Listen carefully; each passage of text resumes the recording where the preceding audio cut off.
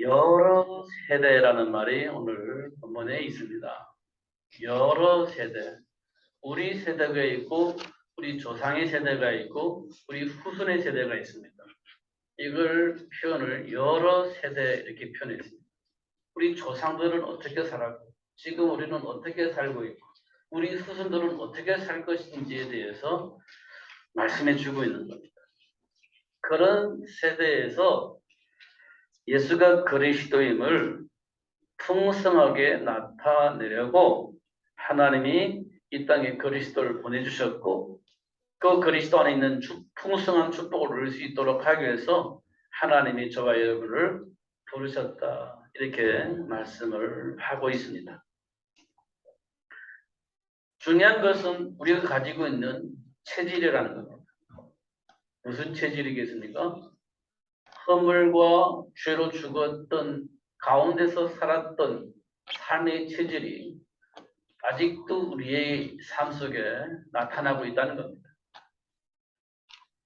우리는 아무 생각 없지만 허물과 죄로 죽었던 과거의 삶의 체질이 하나님의 말씀을 듣고도 하나님의 말씀을 거부하고 내 과거의 삶의 체질대로 살아가고자 하는 욕망이 있기 때문에 하나님과 함께하는 삶을 누릴 수가 없는 상태를 말하고 있는 겁니다. 과거에 우리 조상들이 그러했고 그 영향을 받고 있는 우리가 그렇게 살고 있었습니다. 그러면 우리가 그리스도 예수 안으로부터 준비되고 치유되어져서 우리 자녀들에게 그 사실을 전달하지 못했다면 우리 자녀들도 역시 그렇게 살 수밖에 없게 되어지겠죠. 그러니까 세대마다 그런 증거들이 계속 나타나게 될 겁니다. 그런데 하나님께서 그런 상황 속에 있는 우리를 불러서 조상의 세대 앞에서도 증인이 되어지게 하고, 또 우리 세대 앞에서도 증인이 되어지게 하시고, 또 우리 후손들에게도 증인이 되도록 하기 위해서 하나님이 우리를 불러 세우셨다, 이렇게 말씀을 하고 있는 겁니다. 하나씩 하나씩 살펴봐야 돼요. 제가 이번에 오늘 시골에 가서 예배를 하고 올라와서 지금 예배를 하는데요. 자기는 너무너무 자유롭고 좋다 그렇게 얘기를 해요. 그런데 이제 그 아침을 먹는데 식사 기도를 부탁을 해서 식사 기도를 했습니다.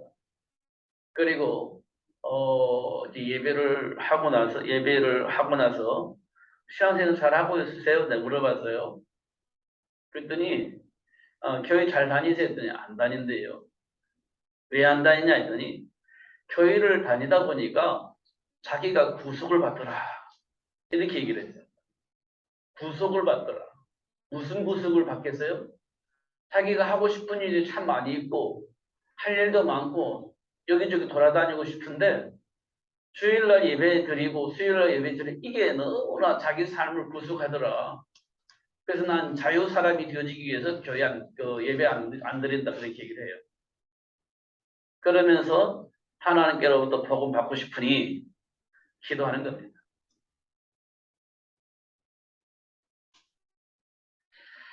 그런 모습을 보면서 제가 뭘 느끼냐면 하나님과 나의 관계가 지금 어떤 관계인지를 모르니 하나님과 함께하는 삶을 구속이라고 표현을 하는 거예요. 하나님과 함께하는 삶 자체를 구속으로 보는 거예요. 내가 하고 싶었는데 막 살고 싶은데 하나님께 예배하면서 하나님께 교제하는 것을 구속이라고 보는 거예요. 누구처럼? 소돔과 고모라 사람들처럼 구속으로 보는 겁니다. 그러면 하나님과 함께하는 삶을 선택을 하겠어요, 안 하겠어요? 안 하죠. 그런데 복음 받고 싶어. 하나님이 응답을 하셔도 그 안에서 살겠어요, 안 살겠어요? 안 살지. 하나님과 함께 사는 삶 자체가 구속인데 하나님 응답을 하시면 그 안에 들어갈 수가 없죠. 그 응답을 받지 못하는 것, 응답을 받아도 누리지 못하는 것, 구속이라고 생각하니까. 그러니까 우리는 뭐가 생겨요? 늘 원망과 불평이 생기는 거예요. 왜냐? 기도하는데도 응답이 안 와. 왜냐하면 응답이 안 오는 것이 아니라 내 마음대로 하고 싶은 욕망 때문에 하나님의 말씀을 거부해버리는 겁니다. 안 따라가는 겁니다. 그것으로 들어갈 수가 없는 거예요. 그러면서 원망불평이 나오기 시작하겠죠. 왜 내 기도를 안 들으시냐? 왜 내 기도에 응답을 안 하시냐? 이렇게 생각을 하게 될 겁니다. 중요한 것은 내 생각이 왜곡되어 있다는 겁니다. 그러면 응답이 와도 응답을 받지 못해요. 내 생각대로 응답을 받아야 응답이라 생각하니 하나님의 말씀을 들어도 응답을 받지 못하는 겁니다. 그러니 응답이 없다라고 생각합니다. 또 어떤 걸 응답이라고 하냐? 내가 생각하는 대로 되어져야 비로소 응답이라고 생각하는 겁니다. 하나님이 우리 종이에요? 그러진 않잖아요. 근데 우리는 참 창조주 하나님이시라고 말하면서 내 주인이라고 하면서 결국은 하는 짓을 보면 하나님을 종으로 부리는 겁니다. 어떻게 그럴 수가 있겠어요? 그럴 수는 없잖아요. 그런데 하나님을 주인으로 모시고 하나님께 기도하면서도 결국은 내 종이 되어라 이렇게 생각을 하는 것 같아요. 그러면 안 되잖아요. 주 부가 바뀌는 거잖아요. 그러면 안 되잖아요. 근데 우리는요 그렇게 생각을 하고 있어요. 이런 것들을 보면서 안타깝다 이런 생각을 해요. 참으로 안타깝다. 자, 우리가 한 번만 더 생각해 보면 감정입니다. 우리 안에 있는 감정. 이 안에는요 상처가 있습니다. 감정 속에는 상처가 있어요. 이 상처는요 왜곡된 생각과 왜곡된 삶을 살게 만듭니다. 이걸 보고 우리는 뭐라고 말하냐? 자존심이라고 얘기해요. 왜곡되어져 있는 생각이 나를 자존심을 부리게 만드는 겁니다. 이게 어디서 나오냐? 상처로 나와요. 그런 것들이 다 포함되셔서 아는 걸 보고 우리는 감정 이렇게 표현을 하는 겁니다. 이 감정은 이 모든 것들은 숨겨져 있는데 이건 나오게 되어 있어요. 드러나게 되어 있는 거예요. 그래서 우리가 이 감정이 표현될 때 자존심은 세가지고 이런 말을 하는 거예요.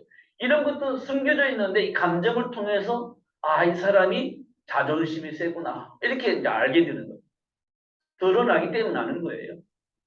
그러면 결국 이 자존심은 뭐냐면 상처 때문에 나를 보호하고자 하는 본능 때문에 나오는 것이 자존심이에요. 이 자존심이라는 단어는 스스로 자기의 마음을 지키는 것을 말하는 거예요. 그게 한자적인 부르면 스스로 자기 감정을 지키는 겁니다. 자기 마음을 지키는 그 자존심이거든요. 근데 이것이 왜 나왔냐면 상처 때문에 자기를 지키고자 하는 본능이 나오는 것도 자존심. 이런 것들이 어디서 나오냐? 감정을 통해서 나오는 겁니다. 이거 우리 많이 해봤죠? 옛날부터? 지금도 이런 것들이 나오잖아요. 지금도.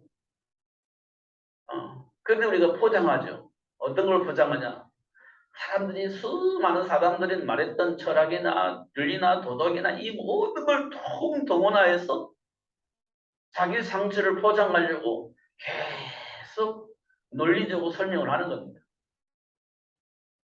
그러면 사람들이 그런가 보다 이렇게 생각을 하게 되어지지만 근본적으로 보면 이 상처로 인하여서 자존심을 부리는데 이걸 숨기려고 수많은 철학자들, 윤리적으로, 도덕적으로, 인본주의자들이 말했던 그 모든 걸 동원해서 포장해서 자기 감정을 표현하는 겁니다.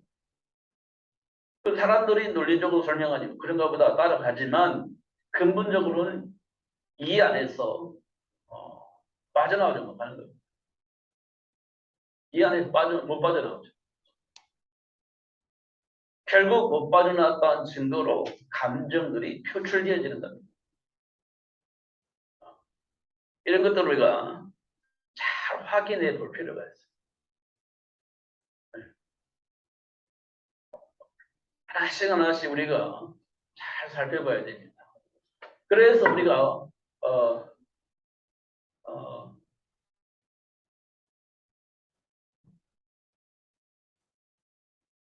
골로새서 2장 8절에 보면 사도 바울이 그랬어요. 철학 이렇게 말했습니다. 이 철학을 사단의 속임수 이렇게 표현했습니다. 왜냐하면 이 철학은 삶의 현장에 필요하지만 결국 이 철학은 구원을 이룰 수가 없습니다. 이 철학을 통해서 구원을 이룰 수가 없는 거예요. 그래서 철학을 뭐라고 표현했냐? 초등학문 이렇게 표현했어요. 초등학문. 초등학교 실력 가지고 정치인들, 경제인들, 또 막 과학자들 그들과 함께 할 수가 없죠. 초등학교 실력 가지고 구구단 실력 가지고 비행기 만들 수가 없죠. 네. 그잖아요. 구구단 가지고 어떤 뭐 물건 만들어낼 수가 없잖아요. 이게 철학이 그 수준이라는 거예요. 이것 가지고는 안 된다. 이거 보고 사단의 속임수다. 이렇게 얘기를 했습니다. 누가? 사도 바울이에요. 왜냐하면 이 과정을 자기는 다 경험을 한 사람이에요. 실력도 갖춘 사람이에요. 그 자리에 있어 보기도 했고 우두머리 자리에도 있어 본 사람이에요. 철학이라는 걸 가지고 이 철학은 뭐냐면 바리새 사상을 말하기도 합니다. 바리새 사상 가지고 이 높은 수준까지 가봤는데 구원의 길을 갈 수는 없더라. 구원을 받을 수 있는 길을 안내하지는 못하더라. 그러니까 결국 그 수많은 수준의 실력과 능력과 그 모든 것들이 알고 보니까 초등학문 수준이더라. 이렇게 얘기를 한 겁니다. 이걸 알기 전에 사도 바울은 이게 전부인 것처럼 착각했어요. 전부인 것처럼.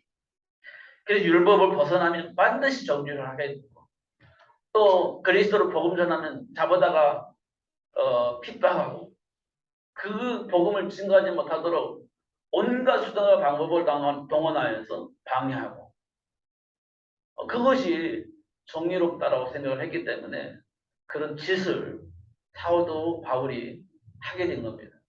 깨닫고 나니까 자기가 죄인 중에 죄수노릇을 했다 이렇게 표현을 했죠. 그게 알고 나니까 이게 이제 보여지는 겁니다. 모르면 지금도 뭐 하겠어요? 자존심 가지고 계속해서 공격을 하겠죠. 모르면. 아니 실력을 말할 것 같으면 누구도 대적할 수가 있어요. 실력을 말하면. 누구도 말싸움에서 질 수가 없어요. 누구하고도. 실력이 있으니까. 수준이 있으니까. 그러면 됐잖아요. 그런데 그리스도 예수 안에서 복음을 깨닫고 나니 그것 가지고 이 세상을 지배할 수가 없다. 다 망한다. 나도 망하고 그 짓을 하고 있는 나도 망하고 나로 인하여서 수많은 사람이 영향을 받을 것인데 그 사람들도 다 망하더라. 이렇게 본 겁니다.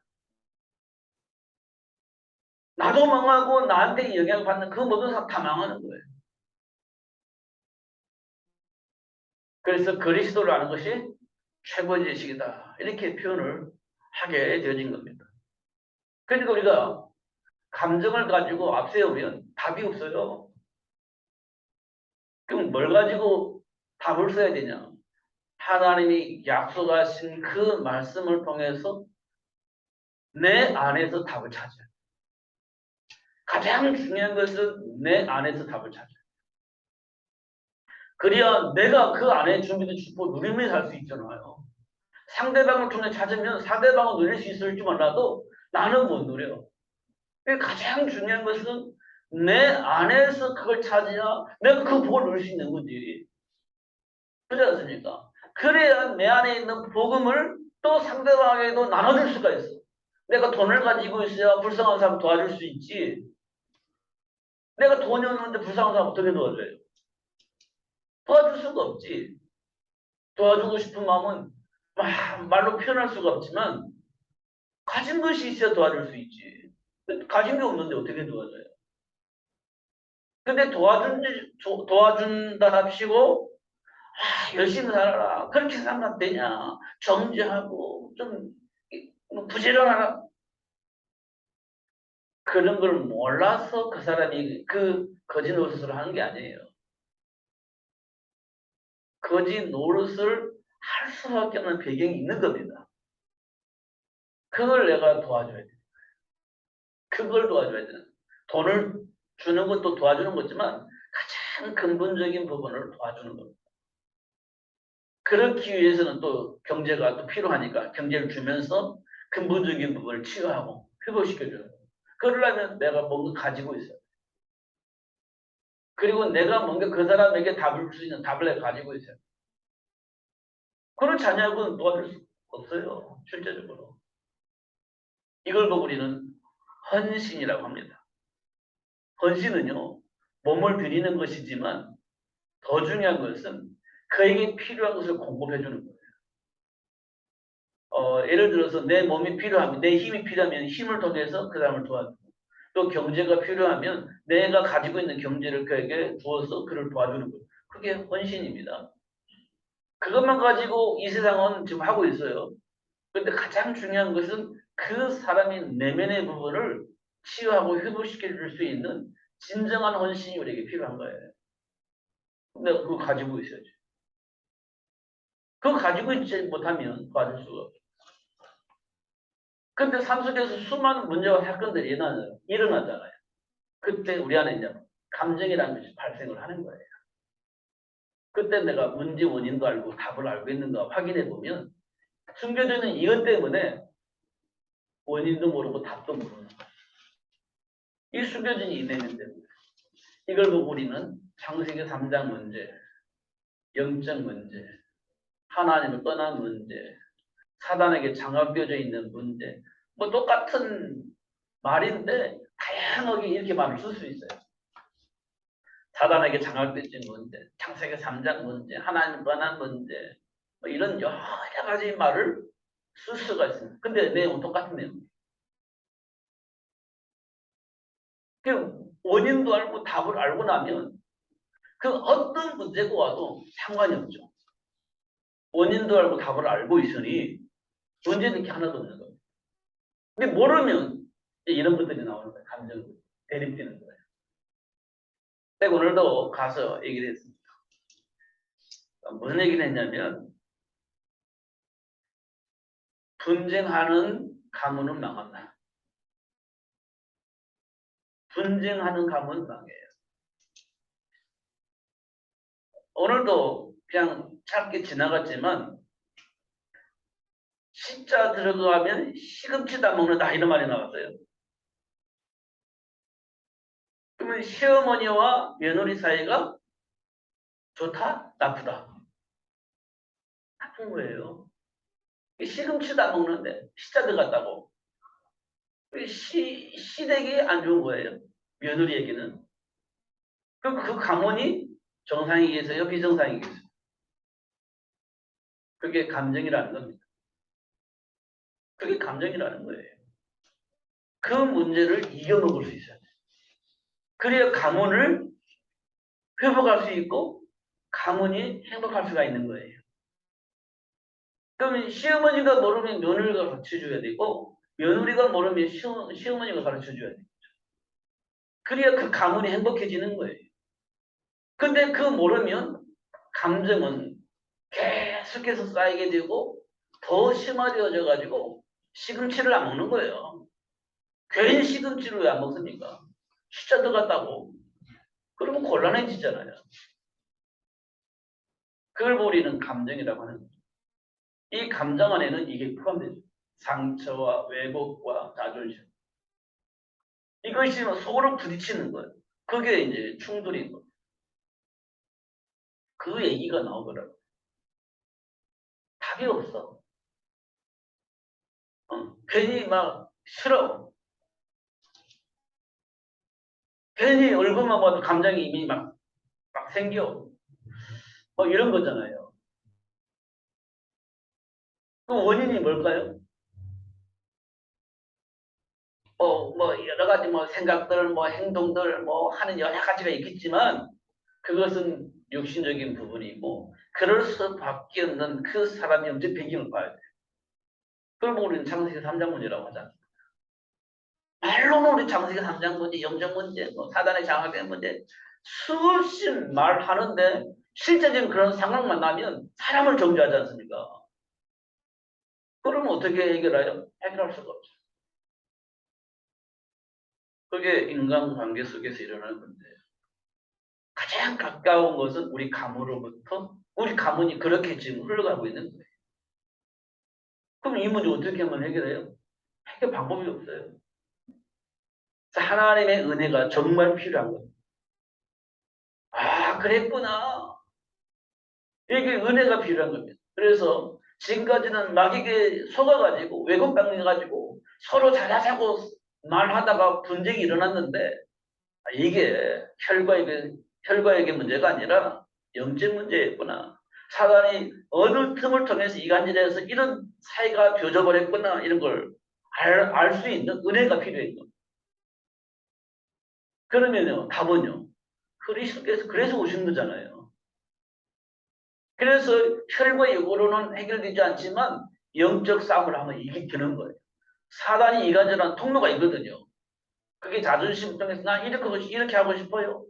난 저렇게 하고 싶어요. 그러면서 서로가 소통이 안 돼요. 그럼 다시 안 만나고 싶어요. 이런 여러 가지 내용이 있잖아요. 그래서 사단이 이간질할 수 있는 통로들이 열려있기 때문에 그래요. 근본적으로 찾아가 보면 하나님을 떠나 있는 그 생각과 삶을 사단이 굉장히 왜곡시키고 이간질시켜서 하나님과 함께하는 삶을 누릴 수 없도록 만들어 놔버린 거예요. 그 인간관계 안 되는 거예요. 그런 것들을 우리가 확인할 수 있죠. 명절이 되면 꼭 그런 일들이 벌어질 수 있는 가능성이 있습니다. 그래서 강한 자를 결박하지 않냐고서는 세간을 펴할 수가 없다. 이 말을 꼭 기억을 해야 됩니다. 그래서 어떻게 해요? 합력하여 선을 이뤄나갈 수 있는 그 축복의 비밀을 가지고 있어야 돼요. 이보다 더 중요한 건 없잖아요. 여러분, 며느리와 시어머니가 행복하게 살고 싶은 마음이 있어요, 없어요? 아니, 죽도록 미운 마음이 있어요, 없어요? 꼴도 보기 싫다, 이 표현하잖아요. 그런 감정이 있어요, 없어요? 이런 건 다 있는 거예요. 며느리도 있고, 시어머니도 있고. 그러면 그 가정 행복하지 않습니다. 뭔가 우리 가시방석에 앉아있고. 그런 거 있잖아요. 저희 어머니가 돌아가셨으니까 편안하게 얘기는 하긴 한데 쉽지않은 다 싫은 거예요. 또 시금치 또 얘기하잖아요. 이 관계가 아직 풀려있지도 않는 거예요. 살아계셨더라면 어떻게 될 뻔했어요? 살아는 모르겠죠. 아무 시어머니 없으니까 며느리끼리 막 얘기를 하는 거지. 안 계신 것이 그들에게는 해방이야. 계실 때 해방받았으면 참 좋았을 뻔했는데 안 계시니까 해방돼요. 자기들 마음대로 할 수 있어요. 그렇다고 해서 인간의 문제가 해결되냐? 그렇지 않아요. 해결되지 않아요. 이 문제가 속히 해결되려면 누구처럼 답을 쓸 수 있어야 되냐면 요셉처럼 답을 쓸 수 있어야 돼요. 당신들이 나를 이곳에 판 것이 아니라 하나님이 당신들의 생명을 구원하시려고 당신들을 통해서 나를 이곳에 보내신 겁니다. 당신들이 나를 이곳에 노예로 판 것이 아니라 당신들을 통해서 하나님 나를 이곳에 보내신 것입니다. 그러니까 당신들은 나에 대해서 염려하지 마시고 두려워할 필요도 없습니다. 하나님이 하신 일이니까 문제될 게 아무것도 없어요. 라고 말할 수 있으면 관계는요, 급진하는 겁니다. 극히 빨리 회복되죠. 근데 당신 날 노를 팔았잖아요. 사실이잖아요. 그렇게 말하는 순간 요셉과 형들 관계는요, 절대 회복할 수가 없어요. 근데 우리는 그렇게 해요. 왜냐면 실제 노를 팔았으니까. 내가 죽도록 노예 생활을 했으니 말 안 할 수가 없지. 그게 감정이라는 겁니다. 이걸 극복을 하려면 영적 사실을 내가 사실로 봐야 이게 극복이 되는 거예요. 잘 확인하셔야 됩니다. 정말 확인하셔야 돼요. 그리스도이신 예수님을 왜 불러셨고 보내셨고 근데 그 안에 준비된 축복을 누리게 하시려고 나를 왜 부르셨는지 그 이유들을 꼭 확인하셔야 돼요. 그러면 내 안에 있는 감정들이 치유되고 회복되어져서 연합하여 하나님의 계획을 이뤄나갈 수 있는 삶을 살 수 있게 되어져요. 그게 이제 가문이 되어지는 거예요. 우리 후손들이 되어지는 겁니다. 그러면 그 가정이 어떻게 되겠어요? 행복해지는 거죠. 정말 행복해지는 겁니다. 잘 확인해 보시면 그래요.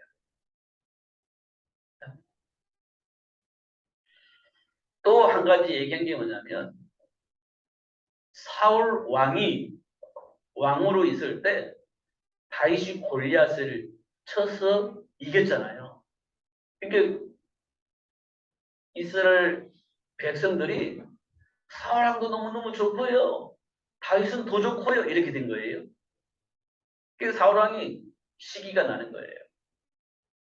다윗이 골리앗을 이겨서 참 좋긴 좋은데 나를 구원해 주셔서 참 좋긴 좋은데 내가 더 칭찬받이지 왕인데 그런데 국민들이 백성들이 나보다 다윗을 더 좋아해? 안 돼. 그것은 이렇게 되어지는 겁니다. 그것은 안 돼. 내가 왕인데 나를 더 좋아해야지. 그럼 어떻게 해요? 결국 다윗을 죽여야 되는 거예요. 그게 사울 왕이 다윗을 죽이려고 했던 이유예요. 그게 뭐예요? 감정이에요. 그게 감정이에요. 하나님이 준비한 축복 전혀 못 보는 누릴 수 없는 그 감정이에요. 사울 왕이 다윗을 죽이는 거예요. 그런데 다윗도 똑같이 그래? 내가 다윗 골리앗을 죽였듯이 너도 죽일 거야. 조금만 기다려. 이런 감정이었다면 어떻게 될 뻔했어요? 말이 안 되는 거지. 그런데 다윗은요. 하나님과의 관계가 회복되어 있기 때문에 사울 왕이 왜 저런 짓을 하는지를 알아요. 그러니까 서로 대적을 하지 않는 겁니다. 서로 싸우지 않는 거예요. 그럼 누가 가장 좋아하겠어요? 마귀가 좋아하는 거지. 그러니까 마귀가 가장 싫어하는 일만 골라서 하는 겁니다. 누가? 다윗이. 그게 이간질 당하지 않는 겁니다. 그래서 하나님이 주면 축복을 누리는 거지. 그러니까 어떻게 해요? 다윗이 이기지 않습니까? 다윗이 이겨요. 결국 다윗은 이스라엘 왕이 됐잖아요. 그거를 하지 못하게 하려고 사단이 뭘 가지고 이간질하냐? 감정을 가지고. 이미 감정이라는 말을 여러분 충분히 알아들어야 돼요, 오늘. 사단이 나의 약점과 내가 원하는 것이 무엇인지 알고 그걸 통해서 싹 공격하는 거예요. 상대방이 그래서 맞아. 그러면 감정이 싹 생기면서 이간질 당하는 겁니다. 백성들이 사울왕보다 다윗을 더 좋아하는데 그래? 이간질 당하는 거예요. 형들이 노예를 팔았잖아. 너를 노예를 팔았잖아. 너 노예가 힘들었지? 그러면 싹 이간질하는 거예요. 그럼 이간질 당하게 되어 있죠. 근데 다윗도 안 속았고 요셉도 안 속은 겁니다. 그래서 어떻게 해요? 하나님과의 관계 속에서 준비된 축복을 누릴 수 있는 관계가 회복되도록 하시는 하나님을 체험을 하게 되는 겁니다.